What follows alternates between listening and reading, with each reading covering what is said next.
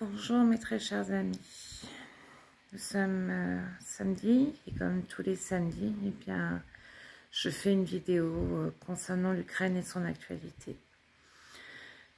La colère est toujours aussi sourde, mais de plus en plus forte et violente au fond de moi.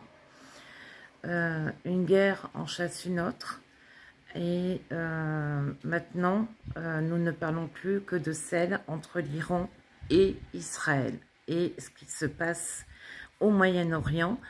La guerre en Ukraine étant chassée un petit peu de l'actualité. Voilà. Alors, c'est quand même incroyable.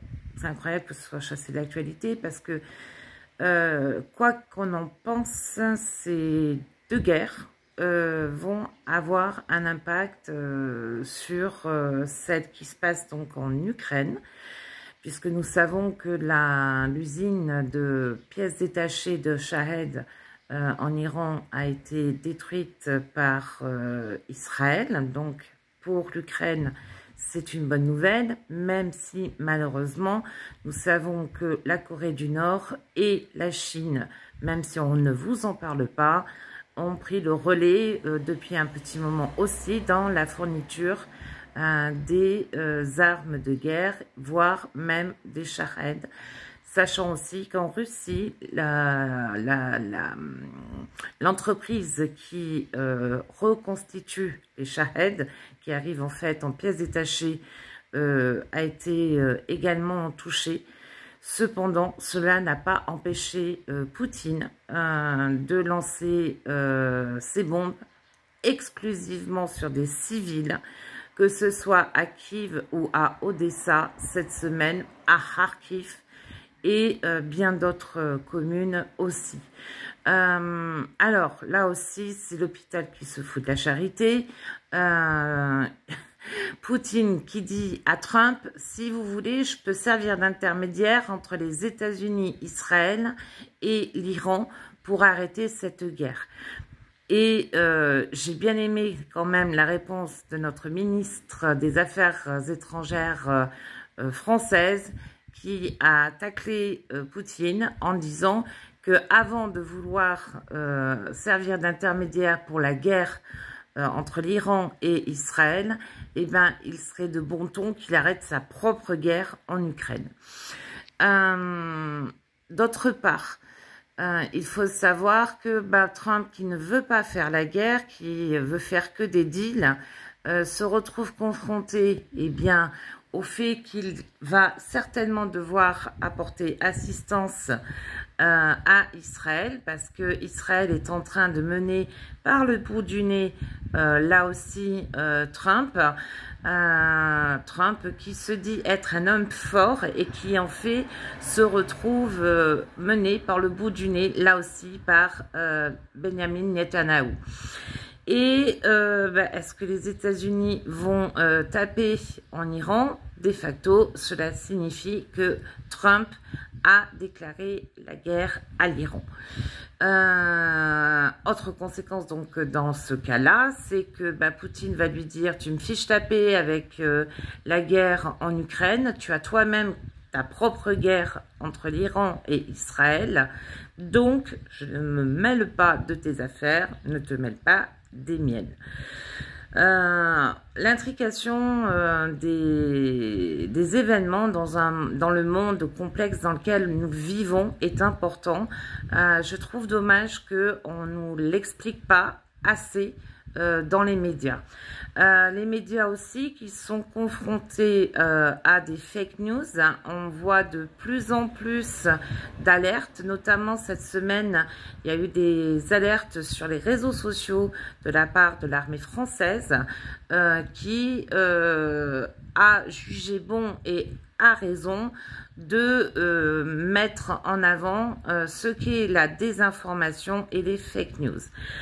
Ce monde en fait vie à l'envers. Nous allons une fois de plus loin et de façon plus rapide vers les ténèbres. Moi, ce qui m'importe, c'est l'Ukraine, puisque j'interviens pour l'Ukraine. Je suis très inquiète. D'autant plus que Poutine a dit que il voulait récupérer Soumy, mais aussi la région de Mykolaïev. Donc si on écoute bien les souhaits de Poutine, ce qu'il souhaite, c'est la partition de l'Ukraine, partie Est, partie Ouest. Est-ce que c'est un accord qu'il a avec Trump? Trump qui devait intervenir, mettre des sanctions il y a déjà 2 semaines. On attend toujours, il n'y a rien. Il y a eu des retours aussi de soldats ukrainiens. Alors, en mauvaise santé, ayant besoin vraiment d'un support médical, que ce soit physique ou psychologique. Ceux qui arrivent, qui ont été torturés, abîmés, mais qui le sont moins que les autres. Et malheureusement, aussi les dépouilles des soldats qui ont été tués par la Russie. Chose abjecte de la part de la Russie, lorsque la Russie a renvoyé les corps des soldats ukrainiens, ils ont mélangé des corps apparemment qui pourraient être russes, ou au moins habillés avec l'uniforme russe, ce qui signifie que l'Ukraine va avoir besoin d'une année pour faire les analyses ADN et permettre aux familles de retrouver au moins la dépouille de leurs héros et bien évidemment de pouvoir commencer à faire le deuil de la disparition de l'être cher. Voilà, c'est une chose encore abjecte. Poutine qui est en train d'envoyer des enfants en vacances dans des camps en Crimée, mais également en Russie. On signale également dans la partie occupée de l'Ukraine de plus en plus d'enrôlement de forces de jeunes pour devenir soldats sous uniforme russe. La formation patriote de la Russie et la destruction automatique et à grande échelle de la culture ukrainienne dans les territoires occupés, avec une population qui est extrêmement maltraitée, qui perd ses logements, d'autant plus si elles refusent de prendre le passeport russe, elles sont réellement en danger d'être déportées, d'être emprisonnées, torturées. Voilà à quoi ça ressemble la Russie en territoire occupé, sans compter les ruines, parce que aujourd'hui, lorsque la Russie s'empare d'un territoire, ce n'est ni plus ni moins que des ruines. Là aussi, ce qui est abject, c'est que la Russie a décidé de garder quelques villes comme Bakhmout en ruine et ne pas la reconstruire pour rappel historique de ce que fut l'avancée de la Russie, soi-disant pour libérer du nazisme. Alors, comme vous pouvez le constater, nous sommes toujours dans les mêmes problèmes. Les négociations entre la Russie et l'Ukraine, c'est toujours au bon vouloir des Russes, sachant que là, maintenant, ce que demande la Russie, ce n'est ni plus ni moins que la capitulation de l'Ukraine. Ils ne s'en cachent même plus et on veut nous laisser croire que cela ne se fera pas. C'est compliqué. Il faut savoir également que la population en Ukraine est très en colère vis-à-vis des Occidentaux, des pays alliés, pour l'inertie. Vladimir Poutine fait ce qu'il veut. Or, Volodymyr Zelensky continue inlassablement à aller rencontrer ses homologues des pays occidentaux et je pense, et j'en suis même persuadée, à aujourd'hui, il doit fatiguer de passer son temps dans des réunions à faire des accolades, à toujours demander la même chose et voir que les choses ne se passent pas, qu'il y a un 2 poids, 2 mesures. Il faut fermer le ciel ukrainien de la même façon que celui d'Israël quand il est attaqué, c'est-à-dire mettre en place un dôme de fer et de feu. Ce n'est plus possible. Nous aidons Israël dans ces moments-là. Nous devons absolument faire la même chose pour l'Ukraine. L'Ukraine où les soldats continuent à se battre. Trump qui continue à faire ce qu'il veut et comme il veut.